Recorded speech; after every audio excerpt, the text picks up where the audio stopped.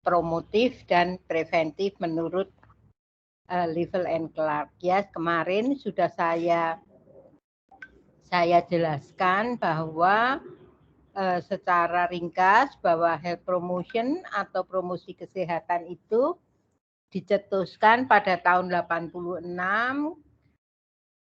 yang berdasarkan dari konferensi internasional pertama tentang health promotion di Ottawa, maka disebut dengan Ottawa Charter, ya. Kemudian istilah penyuluhan kesehatan KIE, komunikasi, informasi, edukasi, sosial marketing, mobilitas sosial, kemudian melakukan ya, banyak melakukan 94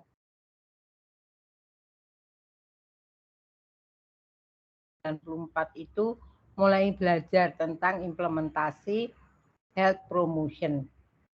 Ya, ternyata setelah dievaluasi bahwa health promotion ini menjadi lebih baik karena lengkap.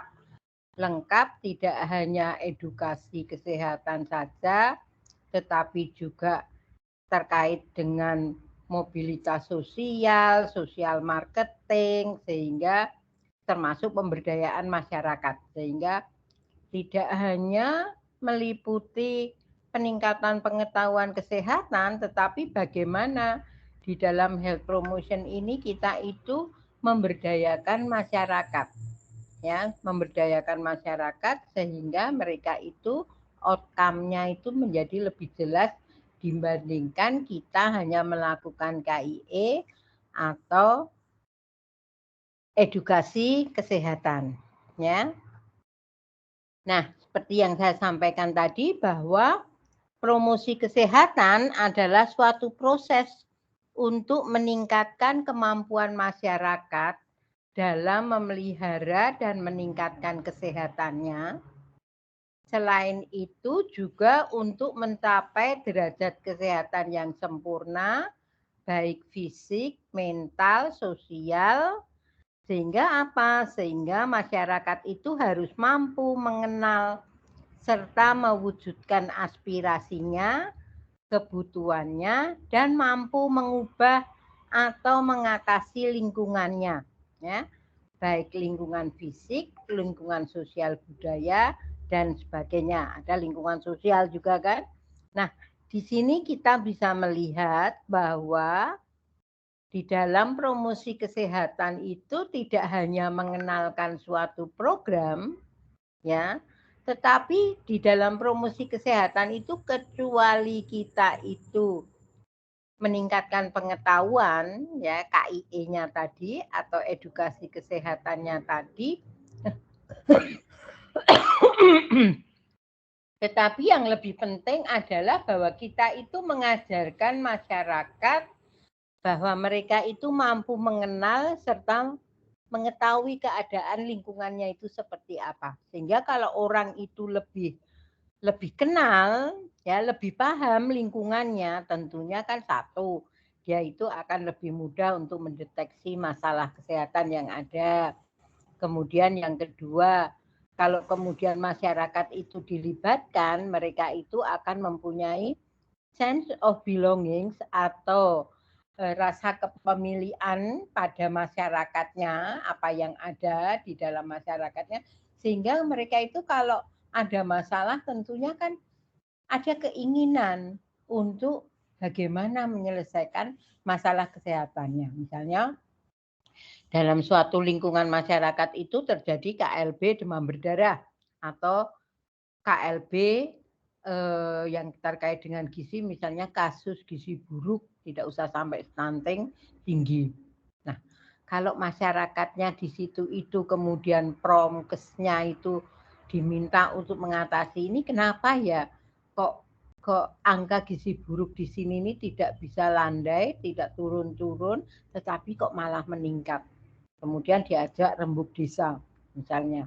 Diajak rembuk desa, masyarakat itu diajak. Nah, kalau kita sebagai orang ilmiah mungkin kita melakukan assessment, ya, kita melakukan kajian apa yang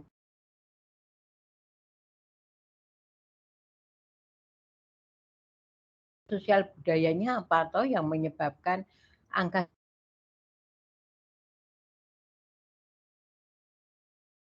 kemudian pendapatan, kemudian kesejahteraan sosialnya, tingkat pendidikan ibu, derajat kesehatan, apa yang kemudian. Nah ini kemudian orang itu diminta, masyarakatnya itu diminta untuk mendeteksi. Nah kalau kemudian permasalahannya itu jelas, sehingga kan masyarakat itu kemudian, oh iya ya di kami itu memang pendidikannya ibu itu rendah. Padahal ibunya itu nggak bekerja. Kalau kemudian diberikan pengetahuan yang baik tentang gizi dan kesehatan bagaimana? Kemudian kalau ibu-ibunya itu punya banyak waktu sebenarnya untuk bagaimana kita mengedukasi tentang pemberian makanan yang sehat pada balita agar asupannya itu baik sehingga kasus gizi buruk bisa menurun. Nah, yang ada di situ apa? Tanaman lokalnya yang bisa diproduksi apa? Kemudian mereka itu mempunyai produk apa yang bisa dimanfaatkan oleh masyarakat. Nah, ini kan kemudian menjadi masyarakat itu merasa dilibatkan. Berbeda kecuali kalau nanti Anda bekerja di dinas kesehatan atau di puskesmas, kemudian Anda itu hanya memberikan program dan seperti mendikte. Ini ada program dari pusat bahwa untuk penanganan gizi buruk itu harus dilakukan A, B, C. Sebenarnya nggak cocok. Masyarakat kan nggak mau kalau seperti itu mungkin. Nah inilah yang kemudian yang ditawarkan oleh Promkes sehingga keterlibatan masyarakat itulah yang paling penting di dalam pelaksanaan promosi kesehatan. Nah selanjutnya adalah promosi kesehatan adalah suatu program kesehatan yang dirancang untuk membawa perubahan, ya, dalam arti perubahannya itu tentu perbaikan. Perbaikan itu dalam arti kalau ada promosi kesehatan, gizi buruk tadi harusnya lebih menurun. Kemudian angka stunting yang tadinya cukup tinggi menurun. Kemudian kalau kalau mau dilakukan misalnya kita melakukan misalnya angka anemianya kok tinggi. Nah, kemudian kita bisa kemudian untuk melihat masalahnya. Jadi kemudian menjadi kondisi itu lebih baik. Ya. Tidak hanya pada masyarakat ya, tetapi juga dalam organisasi serta lingkungannya. Nah, ini masih kelanjutannya bahwa promosi kesehatan itu merupakan suatu proses pemberdayaan masyarakat agar mampu memelihara dan meningkatkan kesehatannya. Tadi ya, jadi tujuannya itu bahwa mereka itu mau memelihara karena adanya pengetahuan, adanya pemberdayaan, sehingga status kesehatan mereka itu menjadi meningkat, kasus gizi buruk menurun dan sebagainya. Artinya adalah bahwa ada proses pemberdayaan yang dilakukan oleh dari dan untuk masyarakat sendiri. Jadi kalau kalian misalnya mahasiswa S2, saya beritahu, di departemen itu ada program pengabdian masyarakat. Sekarang saya minta Anda membuat proposal pengabdian yang bisa Anda manfaatkan. Siapa tahu ada yang bisa dipakai untuk artikel, ada yang dipakai untuk program, dan sebagainya. Anda kan pasti akan lebih senang diminta untuk memunculkan ide, membuat suatu program pengabdian, untuk kemudian misalnya daripada Dek, ini loh kita mau melakukan pengabdian ke Panti Werda di Ngalian.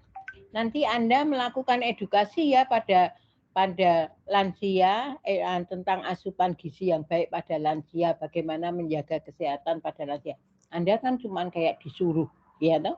Rasanya itu Anda nggak ada kemampuan yang dianggap yang kemudian Anda itu hanya ini loh nanti materi penyuluhannya tolong nanti dilaksanakan. Anda kan kemudian cuma disuruh-suruh aja. Kayaknya kita itu nggak dilihat kemampuannya. Tapi kalau kemudian coba dipilih Anda mau melakukan pengabdian pada lansia, ibu hamil, balita atau bagaimana? Kalau seperti itu kan orang itu kemudian apa ya, seakan-akan merasa dianggap kalau orang Jawa. Nah, ini kan merasa bahwa saya merasa dilibatkan sehingga saya itu merasa kalau orang Jawa bilang diwongke. Nah, berarti pemberdayaan masyarakat ini kan berjalan, ya. Maka kemudian kalau ada assessment tadi yang saya katakan, maka kemudian kan kalau di rembuk desa itu kan kemudian kira-kira di sini masyarakatnya yang potensial untuk bisa ikutan keterlibatan siapa ya? Oh itu loh Pak X yang punya sawah besar banget, mungkin nanti kita bisa minta sumbangan. Oh Bu Ai itu orangnya sangat kreatif. Oh Bu C itu seorangnya sangat ramah, mungkin kalau diminta untuk pendekatan pada masyarakat akan lebih baik. Nah, komponen masyarakatnya kan juga merasa, oh iya ya kita itu sebenarnya itu banyak orang-orang yang mampu. Cuman kita itu kadang-kadang nggak paham, nggak tahu bagaimana cara memanfaatkan lingkungan yang ada. Nah, dengan adanya pemberdayaan masyarakat inilah yang kemudian bahwa petugas kesehatan pun akan di, di apa ya diuntungkan dengan adanya apa pemberdayaan ini. Kita yang tadinya misalnya harus satu-satu melakukan rembuk desa, kita yang ngelis, kita yang meminta bikin proposal untuk ke Dinkes. Tapi kalau kemudian ada pemberdayaan masyarakat, coba ya kita bagi kelompok, mungkin yang ini, monggo nanti kita diskusikan setelah ada hasilnya. Orang kan kemudian, wah iya ya. Nah, inilah yang kemudian yang dipikirkan di dalam program pemberdayaan masyarakat terkait dengan promosi kesehatan. Nah, ini yang kemarin sudah kita bicarakan bahwa ruang lingkup Promkes itu meliputi pendidikan kesehatan atau health education, pemasaran sosial atau social marketing, upaya penyuluhan, yaitu berupa upaya komunikasi dan informasi, ya. Kemudian pemeliharaan dan peningkatan kesehatan, advokasi di bidang kesehatan, pengorganisasian masyarakat atau community organization.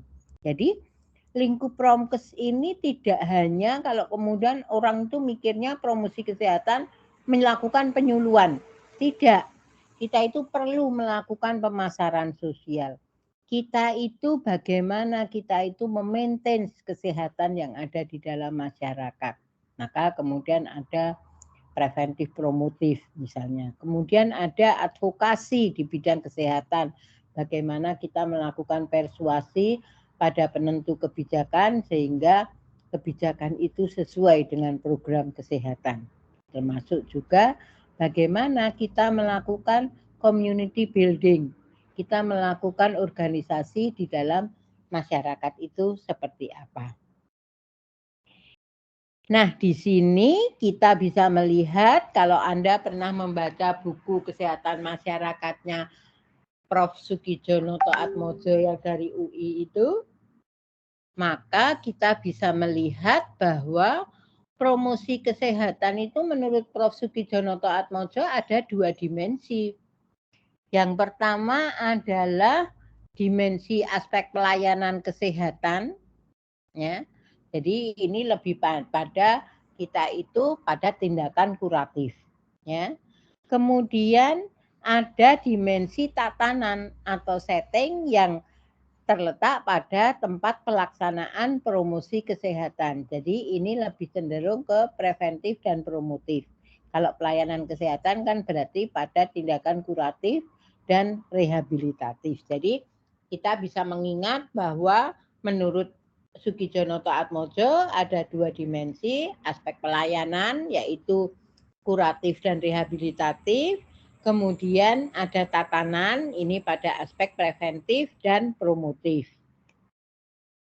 Nah, kita lihat yang kaitannya dengan, ini kemarin sudah ya, jadi mungkin tidak perlu saya detailkan lagi. Kita bisa melihat tentang tata pelaksanaan promosi kesehatan pada tatanan keluarga, tatanan sekolah, di tempat kerja, tempat-tempat umum, fasilitas kesehatan. Minggu kemarin kita sudah membicarakan ini lebih detail, ya. Kemudian kita mulai tentang level 5 level of prevention dari Liddell and Clark, ya. Bahwa kalau kita mau melakukan tindakan preventif, ya, maka kemudian ada ahli public health ini, Liddell and Clark ini membuat suatu 5 tingkatan upaya pencegahan. Sebenarnya kan public health itu memang upayanya itu memang di ranah preventif dan promotif, ya kan? Maka kemudian apa saja 5 tingkat pencegahan itu. Nah, yang pertama adalah promosi kesehatan. Yang kedua adalah perlindungan khusus atau specific protection. Kemudian ada diagnosis dini dan pengobatan segera atau early diagnosis dan prompt treatment. Kemudian ada pembatasan cacat atau disability limitation. Kemudian ada rehabilitasi, ya, atau rehabilitation. Coba kita lihat satu-satu apa yang termaksud di sini. Nah, inilah yang kemudian kalau kemudian kita jabarkan, maka dikenal 3 tahap pencegahan. Tadi kan level kita sudah melihat 5 aspeknya tadi, maka di dalam preventif tadi ada upaya pencegahan primer, ya. Level and Clark tadi kan 5 aspek, ya. Maka kemudian di sini kita mengenal 3 pencegahan. Pencegahan sendiri atau upaya preventif ini ada 3 tahap pencegahan. Yang pertama adalah pencegahan primer. Nah, ini meliputi promosi kesehatan dan perlindungan khusus. Jadi pencegahan primer itu kita itu misalnya orang-orang yang tidak terkena COVID, maka kemudian kita itu melakukan health promotion serta perlindungan khusus. Contohnya misalnya kita kemana-mana pakai masker. Nah, kadang-kadang kalau di rumah ada yang kita agak-agak curiga misalnya, maka kemudian kita di rumah pun juga pakai masker. Ya namanya perlindungan khusus, specific protection, supaya tidak terkena misalnya. Nah, kemudian ada pencegahan sekunder, ini adalah diagnosis dini. Ya. Nah, pencegahan sekunder ini diagnosis dini itu misalnya kalau kita pengen mendeteksi adanya CA cervix atau enggak misalnya. Kemudian kita melakukan pap smear, ya.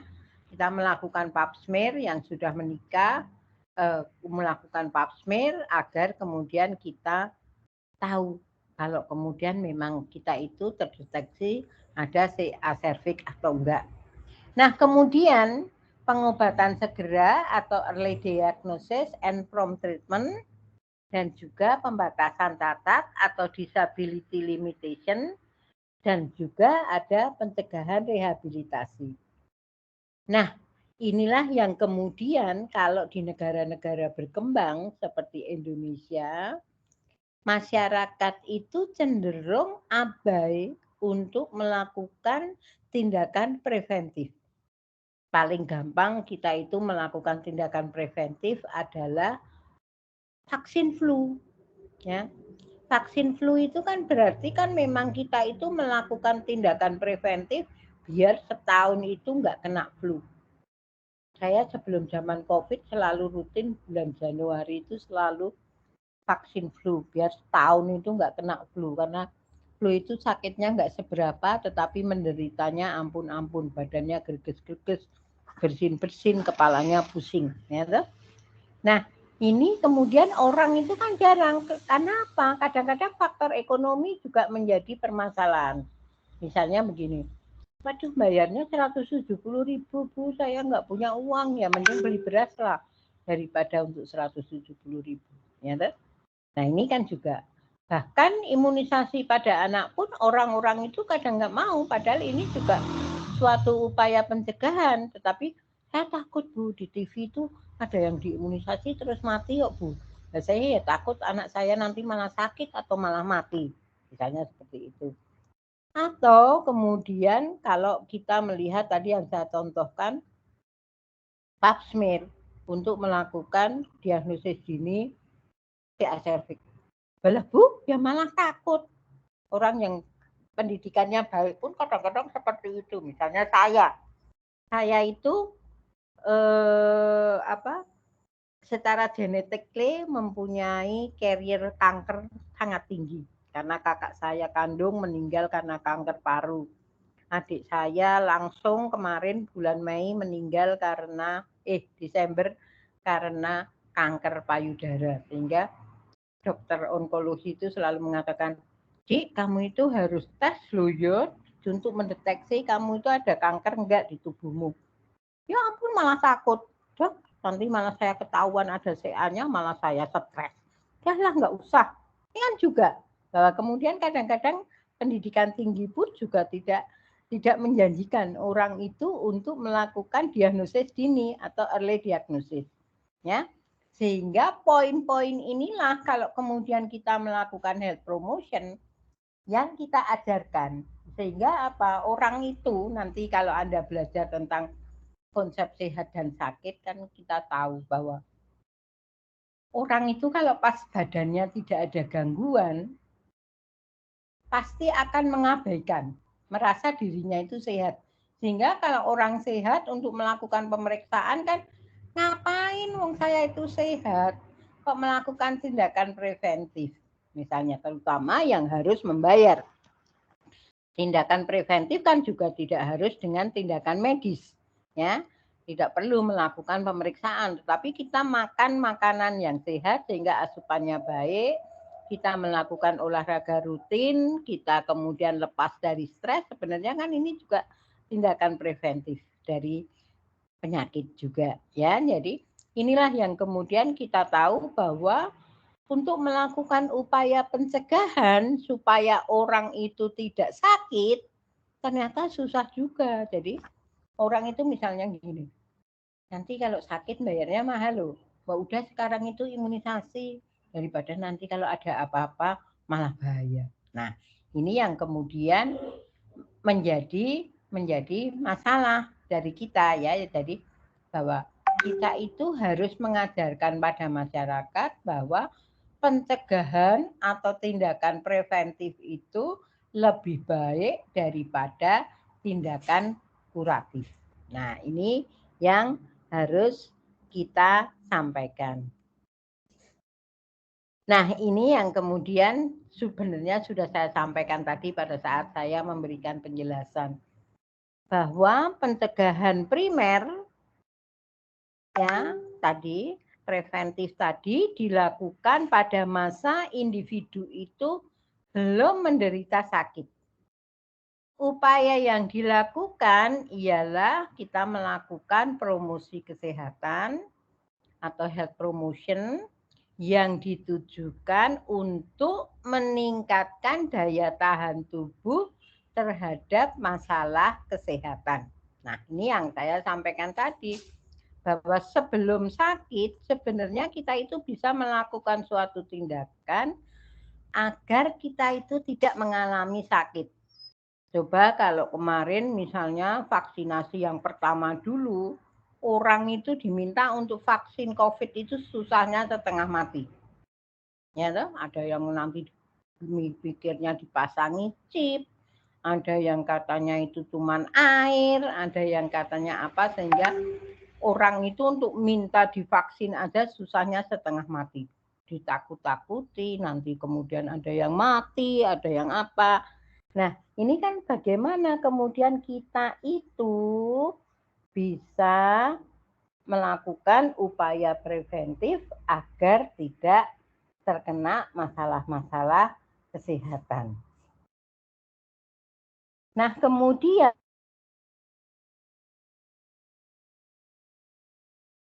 atau perlindungan khusus.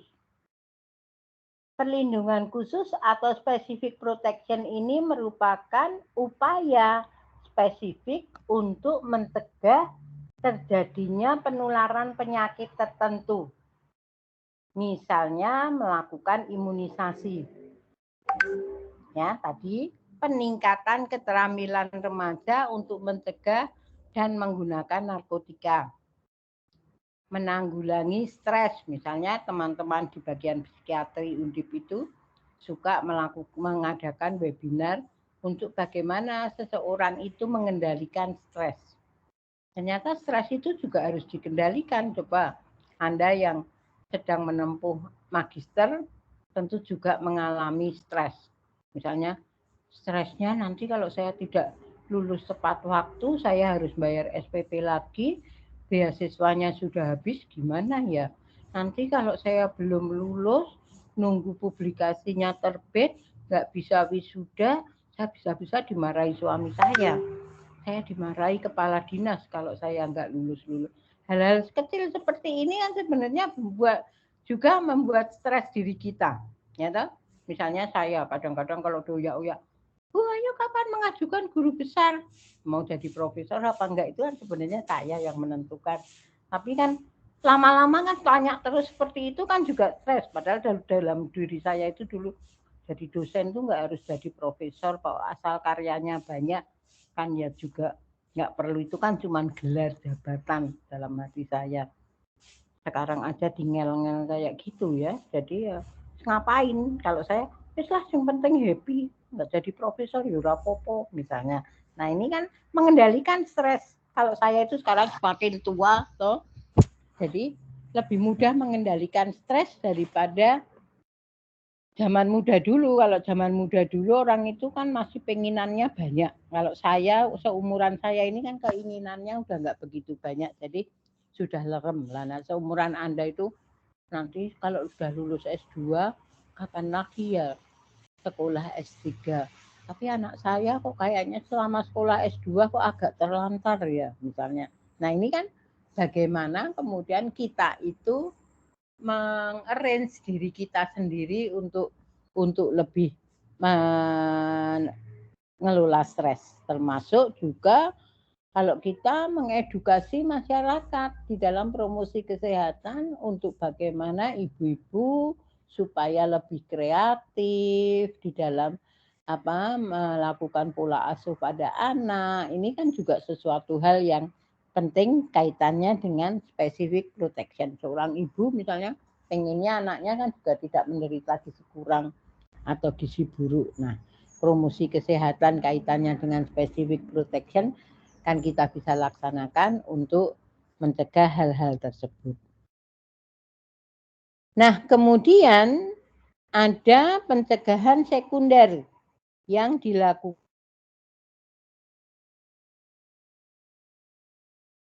Ya, jadi ada diagnosis dini dan pengobatan segera atau early diagnosis dan prompt treatment. Tujuan utamanya adalah tindakan mencegah penyebaran penyakit, terutama apabila ini penyakit menular. Pandemi ini kan memberikan contoh kepada kita bagaimana kita itu melakukan pencegahan sekunder. Ya.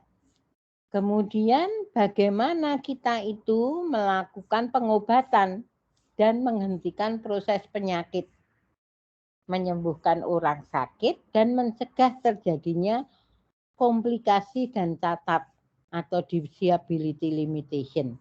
Ya. Jadi misalnya Omikron ini Bu Etika kemarin ya flu, kemudian swab ketahuan positif misalnya. Tapi kan gejalanya itu cuma flu meler Bu, tapi sekarang minum Panadol 3 kali melernya udah hilang. Semoga nanti kalau swab lagi udah negatif. Nah ini kan bagaimana kita melakukan pengobatan dan menghentikan proses penyakit. Misalnya saya kalau udah bersin-bersin berasa mau flu, saya langsung minum Panadol misalnya. Nah ini kan bagaimana saya itu supaya proses penyakit itu tidak semakin complicated. Ya. termasuk bagaimana kita itu membatasi ketatatan pada tubuh kita. Ya, kalau kemudian ada orang yang menderita hipertensi, ada komplikasi jantung, ada komplikasi DM. Nah, ini kan penyakit ini kan bisa berkelanjutan kalau kemudian tidak dikelola dengan baik. Nah, pencegahan-pencegahan sekunder termasuk kemudian di sini adalah apa? Prompt treatment ini akan sangat membantu agar proses perjalanan penyakit ini tidak semakin panjang. Nah, kemudian apa yang disebut dengan pencegahan tersier? Pencegahan tersier di sini adalah rehabilitasi. Nah, pada proses ini diupayakan agar cacat yang diderita itu tidak menjadi hambatan sehingga individu yang menderita dapat berfungsi optimal secara fisik, mental, dan sosial. Maka kemudian di kedokteran ada rehabilitasi medik, ya, sehingga orang-orang yang kemudian misalnya pasca operasi, pasca menderita sakit, dilakukan suatu rehabilitasi medik agar kecacatan yang dialami pasca sakit itu tidak berkelanjutan. Misalnya kadang-kadang orang itu kalau habis operasi, misalnya Prof. Fatimah Muiz baru saja beberapa minggu yang lalu operasi OA lutut, ya. Nah, kemudian ada dokter rehabilitasi yang kemudian mengajarkan untuk latihan jalan biar lututnya ini bisa difungsikan dengan baik sebelum pasca operasi misalnya. Nah, ini juga fungsi rehabilitasi. Kadang-kadang orang itu kan pasca sakit mengalami stres. Mengalami stres yang kemudian malah kalau stres kemudian diajak untuk melakukan rehabilitasi pun tidak mau. Ya. Karena kemudian sudah, ngapain aku udah jadi orang cacat, kenapa aku harus latihan jalan? Nggak mau, misalnya trauma, misalnya. Nah, inilah yang kemudian rehabilitasi pun tidak hanya pada rehabilitasi fisik, rehabilitasi mental dan sosial pun juga perlu dilakukan, ya, sehingga kita itu bisa pulih meskipun tidak 100%, bisa pulih baik itu secara fisik, baik itu secara mental, dan juga secara sosial. Nah, ini tulisannya kecil-kecil, semoga bisa dilihat ya. Jadi ini tadi di dalam summary-nya, ini level NCLAC ini membagi ada health promotion, ini summary-nya ya. Bahwa dilakukan misalnya pendidikan kesehatan, tadi sudah kita lakukan. Misalnya kita itu ngajari tentang buang sampah yang benar agar tidak ada DHF. Orang itu kan sukanya itu habit untuk membuang sampah di tempatnya itu kan kadang-kadang nggak ada. Misalnya air limbah misalnya juga. Ataupun higien perorangan. Misalnya di awal-awal pandemi dulu kita mengajarkan orang untuk sering-sering cuci tangan, susah kan? Orang itu kan kemudian diajari, ini loh sebelum masuk rumah ganti baju, cuci tangan, cuci kaki, sampai rumah ganti baju. Pokoknya izin perseorangan itu penting. Nah, kemudian bagaimana kita itu perlu relaksasi, rekreasi untuk kemudian bisa mengelola stres dengan baik. Nah, ini juga termasuk di dalam health promotion. Nah, ini kemudian usaha yang lain misalnya penyediaan makanan sehat, ya, kemudian pendidikan kesehatan, usaha kesehatan jiwa dan sebagainya. Ini tadi sudah saya berikan, ini merupakan contoh-contohnya kaitannya dengan specific protection tadi, ya. Misalnya program imunisasi yang saya ceritakan tadi. Pentingnya imunisasi sebagai perlindungan terhadap penyakit, misalnya pada individu maupun anak-anak itu masih cukup rendah. Ini yang saya ceritakan tadi. Ibu-ibu itu takut memberikan imunisasi pada balitanya karena ada hoax, misalnya anaknya itu nanti akan sakit atau mati, sehingga tidak mau mengimunisasi, sehingga perlu ada advokasi imunisasi, misalnya pendekatan kepada tokoh masyarakat, kemudian pendekatan kepada MUI karena sering dikatakan vaksin itu tidak halal, misalnya kemudian K3 ini juga merupakan specific protection, misalnya bagaimana menghindari kecelakaan kerja di lingkungan tempat kerja kita misalnya. Atau kemudian bagaimana kita mensosialisasikan penggunaan kondom agar tidak terjadi penularan HIV/AIDS misalnya. Pakai masker misalnya. Nah, ini yang kemudian perlu dilakukan. Misalnya isolasi penderita penyakit menular. Misalnya kita melakukan isoman apabila ternyata terdiagnosis COVID misalnya. Tapi kan susah orang itu, apalagi sekarang Omikron gejalanya sangat mirip dengan flu, sehingga orang itu tidak merasa bahwa dia itu terpapar Omikron. Nah, enggak, ini cuma flu biasa. Ternyata dia nggak mau swab, kan menularkan ke banyak pihak, akan lebih berisiko. Nah, ini early diagnosis tadi dan prompt treatment ini terjadi karena apa? Seperti yang saya sampaikan tadi, karena rendahnya pengetahuan dan kesadaran masyarakat akan kesehatan dan penyakit. Ya, orang itu kalau sudah merasa sehat lupa. Misalnya contoh yang paling gampang, kalau badan kita itu capek banget sampai nggak enak rasanya, kita itu baru ingat mbak pijet. Tapi kalau badannya sehat, terus kita itu bisa kemana-mana, nggak merasa capek, nggak merasa sehat, mbak pijet itu pun dilupakan. Ini tidak usah sampai pengobatan penyakit. Ya, tetapi sebenarnya kalau kita itu ingat mau rutin pijet 2 minggu sekali, pasti badannya enak terus. Tapi kalau merasa sehat tuh, kok kayaknya kita itu melakukan suatu tindakan itu kok iman-iman ya. Apalagi kalau kemudian kita melakukan pemeriksaan yang kadang-kadang biayanya mahal untuk hanya melakukan early diagnosis. 1, karena rendahnya pengetahuan kesehatan tadi. 2, biaya. 3, orang itu juga kadang-kadang takut akan hasil atau vonisnya. Nanti kalau ternyata, misalnya saya itu tiap 2 bulan sekali harus ke Prodia periksa, 3 bulan sekali HbA1c saya, gula. Tapi kan kadang-kadang takut, ya ampun, kok ini kok tinggi ya sekarang? Kenapa kolesterol saya kemarin 170, kok sekarang 210? Kenapa kok asam urat saya kok bisa 7 ya? Misalnya. Kan malah kadang-kadang takut, udah nggak usah periksa, pokoknya yang penting nggak merasa sakit. Nah, ini yang sepenting. Sehingga apa? Maka pendidikan kesehatan inilah yang paling penting. Yang orang itu kadang-kadang kalau nggak diancam itu takut. Misalnya, daripada sakit nanti opname bayarnya mahal, ngerepoti banyak orang.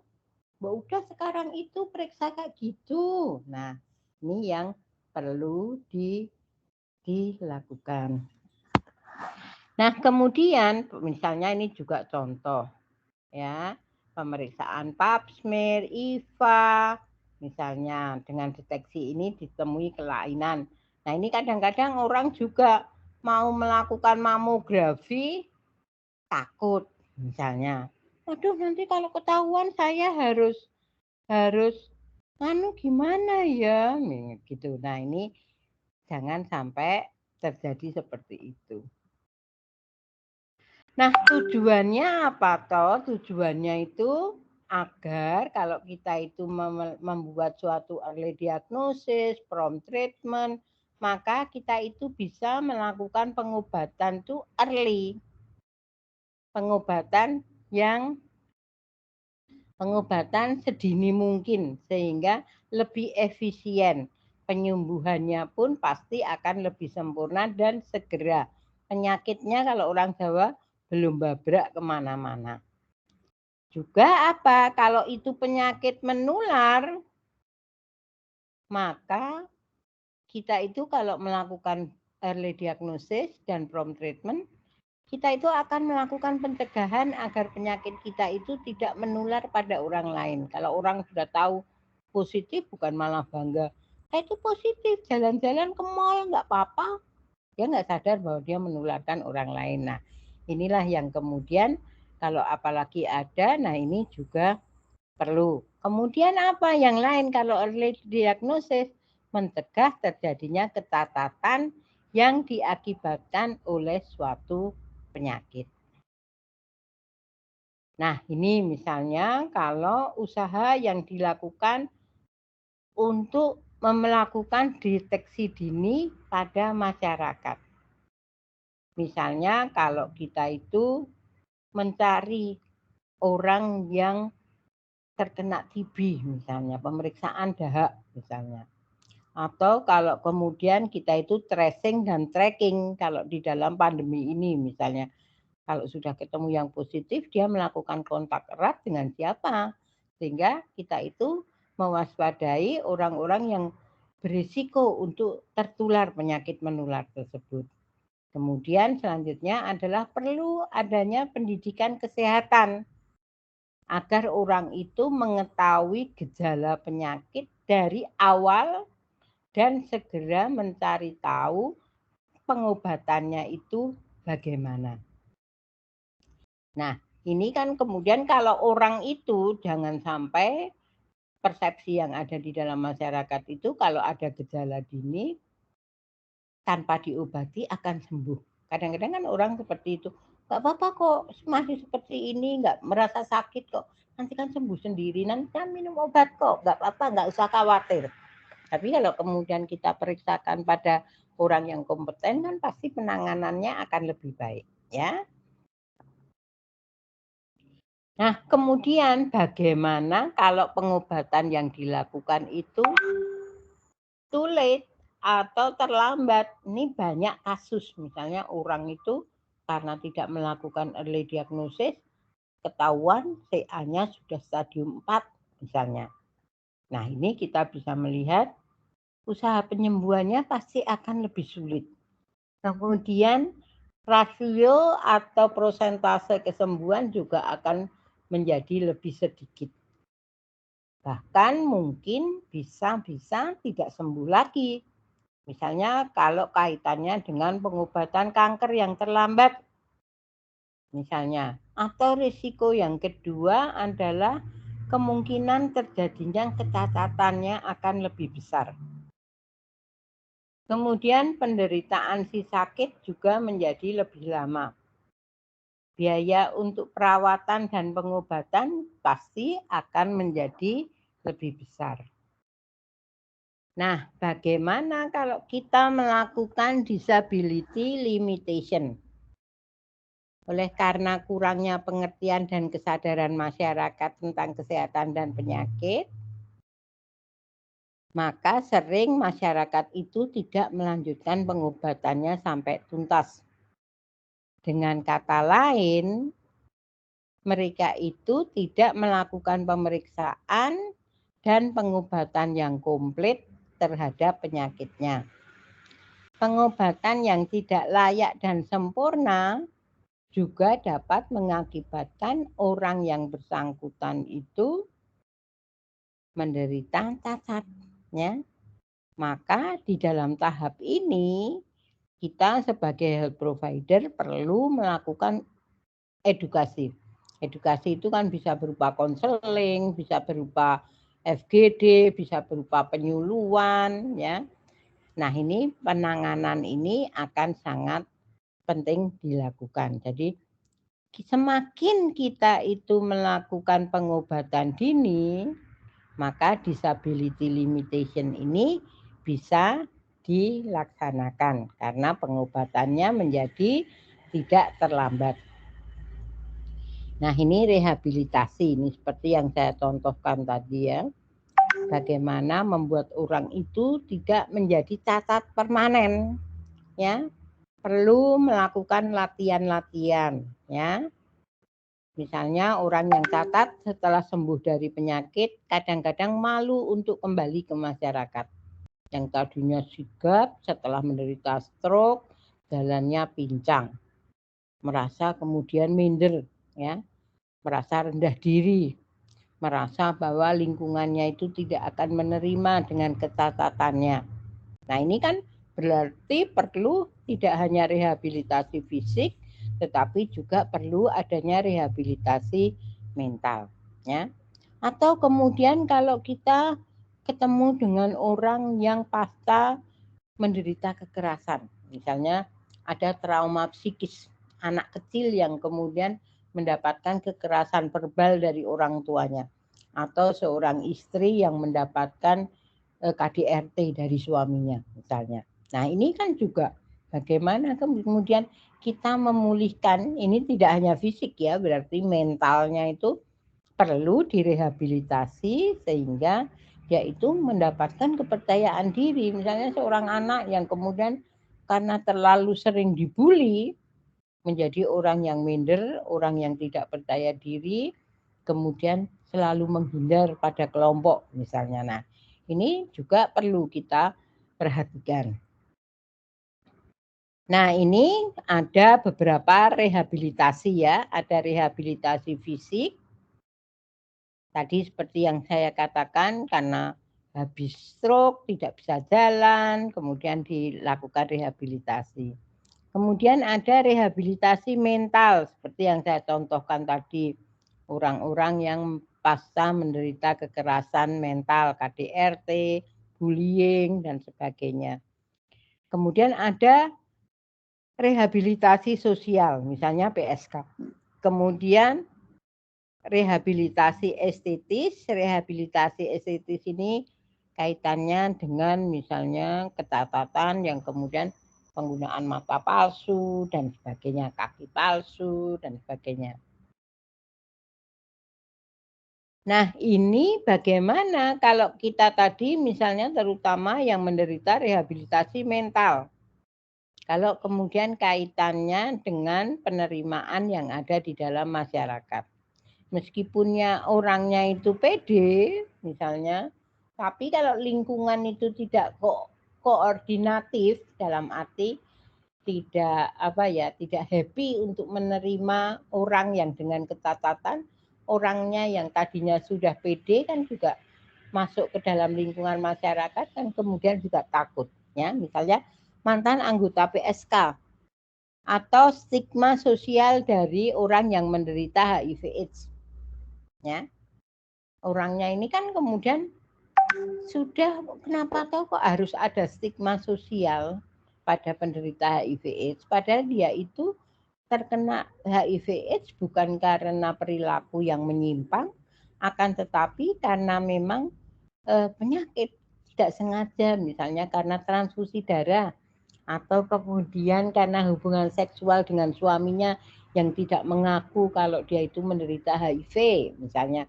Ini kan kadang-kadang kemudian masyarakat susah untuk menerima. Nah, inilah yang kemudian bagaimana kita juga perlu menyadarkan anggota masyarakat tentang penerimaan sosial sehingga bisa diharapkan kemanusiaan ini bisa berjalan, maka rehabilitasi sosial ini juga bisa dilaksanakan.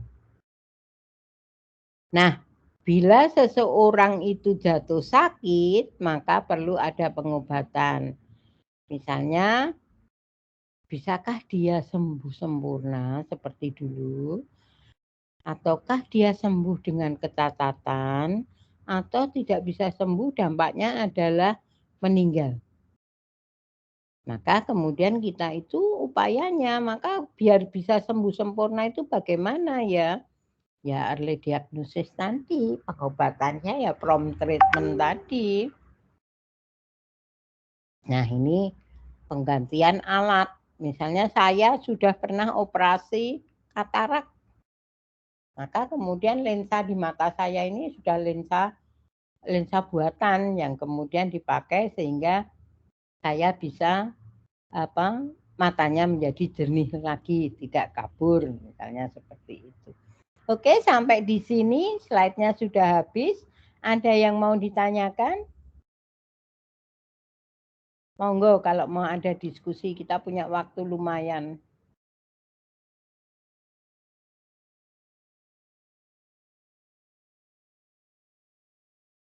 Oke, nggak ada. Oke, nanti minggu depan sudah mulai dengan Dokter Bagus ya. Nanti dihubungi Pak Bagus beberapa hari, misalnya kuliahnya Rabu ya Senin sudah dihubungi dulu karena Pak Bagus itu kan super sibuk karena ketua prodi S3 di FKM ya. Jadi tolong dihubungi mau memakai Zoom atau mau memakai MS Team, ditanya nanti kalau pengennya pakai Zoom nanti minta Mbak Neno untuk membuatkan Zoom ya, terutama nanti dengan Dokter Anung ya. Jadi nanti tolong diperhatikan ya. Kayaknya 3 minggu ke depan dengan Pak Bagus, kemudian saya sekali, kemudian dengan Dokter Anung. Oke ya, begitu. Kalau tidak ada pertanyaan, saya akhiri kuliah pagi ini. Sehat selalu ya, sampai jumpa beberapa minggu ke depan. Wassalamualaikum warahmatullahi wabarakatuh. Terima kasih Ibu. Amin.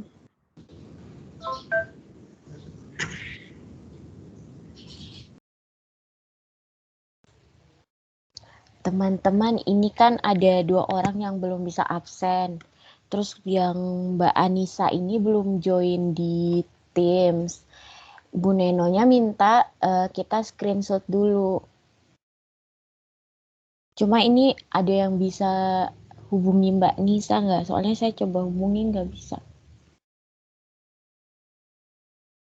Kita on cam dulu. Soalnya ini kan kalau misalnya ini mau diabsenkan Bu Neno, kalau Mbak Asma kan sudah join di Teams. Satu lagi teman kita Mbak Anissa belum join di Teams, jadi belum bisa diabsenkan Bu Neno karena Bu Neno mau bukti SS-nya.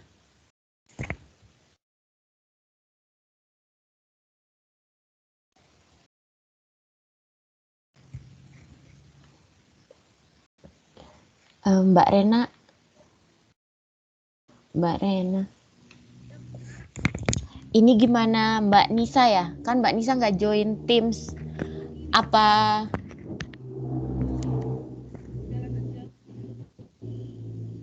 gimana Mbak?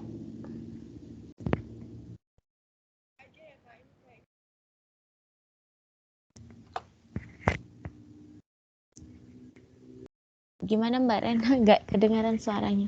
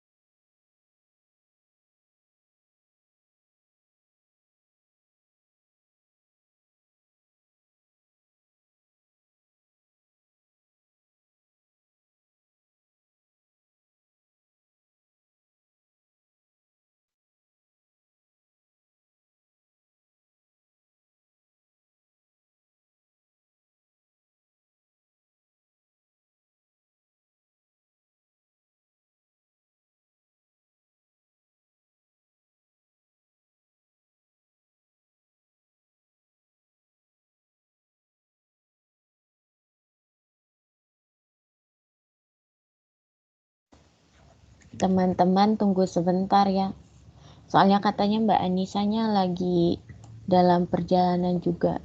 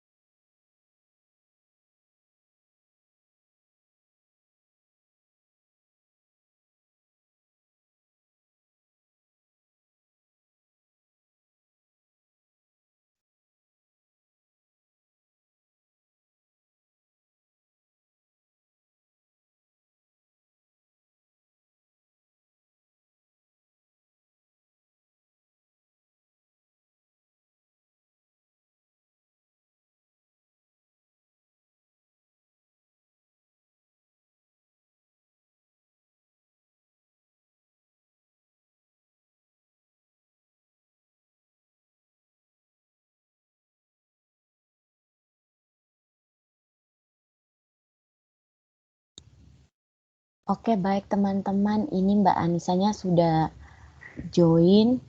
Mohon teman-teman untuk on cam. Nanti Mbak Anissa biar saya paskan di namanya. Yang penting namanya ada. Ya, kita mulai ya. 1, 2, 3 senyum. Lagi ya. 1, 2, 3. 1, 2, 3. Tuh, udah. Terima kasih ya teman-teman untuk partisipasinya pada pagi hari ini. Mohon maaf jika kami Kormat ada hal yang kurang berkenan. Sampai berjumpa lagi di promosi gizi minggu depan. Silakan teman-teman yang mau melanjutkan aktivitas. Terima kasih Mbak Stevi. Terima kasih, Mbak Stevi. Terima kasih Mbak. Terima kasih banyak Mbak. kasih Mbak Stevi. Mbak. Iya, sama-sama semua.